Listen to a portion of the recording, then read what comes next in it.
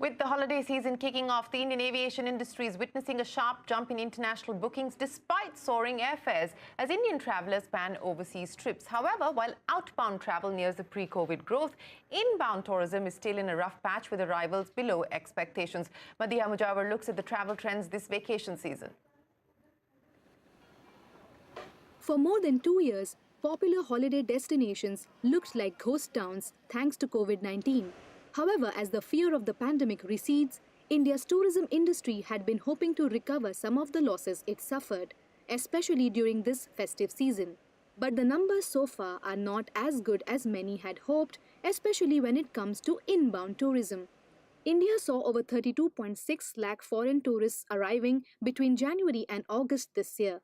That's a 400% jump from 2021, but it is still 50% below 2019's numbers.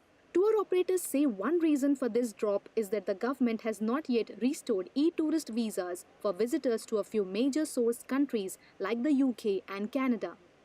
The people from the Scandinavian countries, Russia and the northern countries where it is very cold and freezing, they come to Goa and they come to other destinations around India and Southeast Asia because of the sun and the sea and the sand.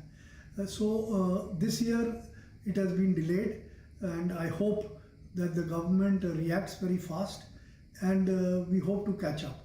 The drop in tourist arrivals has meant that India's foreign exchange earnings have dropped from $30 billion in 2019 to $8.7 billion in 2021. But delays in government policy are not the only reason. Travel companies say they're seeing a drastic decline in tourists from Russia and Ukraine due to the ongoing war. The energy crisis in Europe and recession fears in the United States are also discouraging people from spending on leisure travel. There is some good news. Inbound tourist growth may be slow to pick up, but outbound travel has seen a sharp uptick. Tour operators say foreign bookings for the October to December period are up by over 100% of 2021 levels, even though it is still 60 to 70% of pre-COVID levels. This Diwali and the festive season, we are seeing a strong demand for traditional destinations, traditional favorites like Singapore, Malaysia, Thailand, Bali, Phuket, Maldives. These are some of the hot spots, but we are also seeing a strong demand for European destinations like France, Switzerland, Italy. Also, the new destinations which are on the radar are Vietnam and Cambodia has seen a tremendous response. Visa application volumes have more than doubled over last year, and the travel momentum is fast recovering towards pre-pandemic levels. Compared to last year, it was a 160% increase, but compared to 2019, by the end of the year, we'll still be about 20% short of 2019. Even factors like a spike in airfares has not dented demand. Irrespective of the removal in price cap, our bookings are up by 20%. So that is what we have seen.